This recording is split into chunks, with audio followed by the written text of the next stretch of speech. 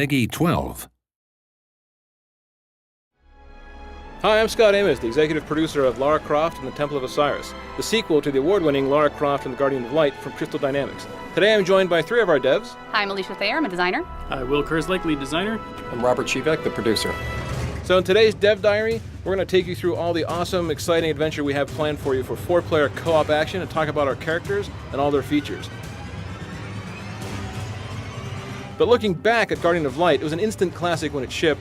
It was one of those things that people got together and said, this is an amazing 2-player co-op digital experience.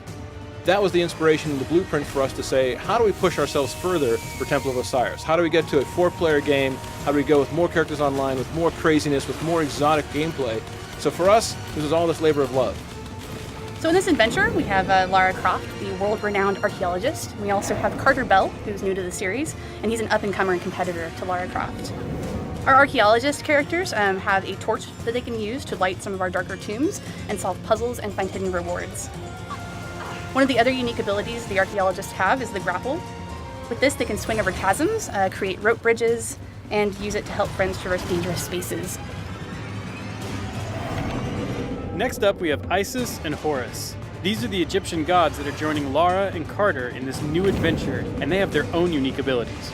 With the staff, they can affect glyphs in the world, moving objects up and down and interacting with anything that has these special markings. They have a magical shield. It can act as a barrier to provide protection. The shield can also be used as a stepstone, allowing other players access to difficult-to-reach places. It'll also move across the surface of water. Now, because co-op is such a focus for Temple of Osiris, we made sure that the world would react accordingly depending on how many players are in the game at one time.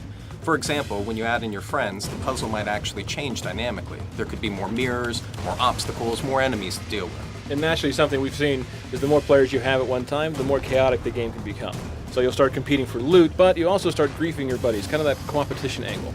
Oh, definitely. So as you're going through on this adventure and you're playing with 4-player co-op, you might be, going through the world, dropping bombs on your friends, accidentally dropping them into spike pits. Nice. Accidentally, huh? Accidentally, right. Yeah, we've seen Robert. If you guys ever play with Robert online, be careful. He will drop you in a spike pit, as you can see here from this footage we captured earlier today. But the point is it gets crazy hectic, right? Right, and one of the great things is, you have to work as a team in order to defeat bosses and everything, but you'll notice that there's gems that will be dropping throughout the world. Right, and the gems are actually part of our loot system. Yeah, so the gems, each individually, players collect gems. Now, weapons and things, and to beat the puzzles within the game world, you do have to work together, but the gems are unique to your character, and you want to collect as many as possible. And the cool thing is, when you get to the end of a tomb, there's all these treasure chests that you could open, and you could use them to unlock powerful new rings and amulets, weapons, and costumes for your player. And the chests are different costs based off of the type of loot that you can get from them, so the more gems you have, the cooler loot you get.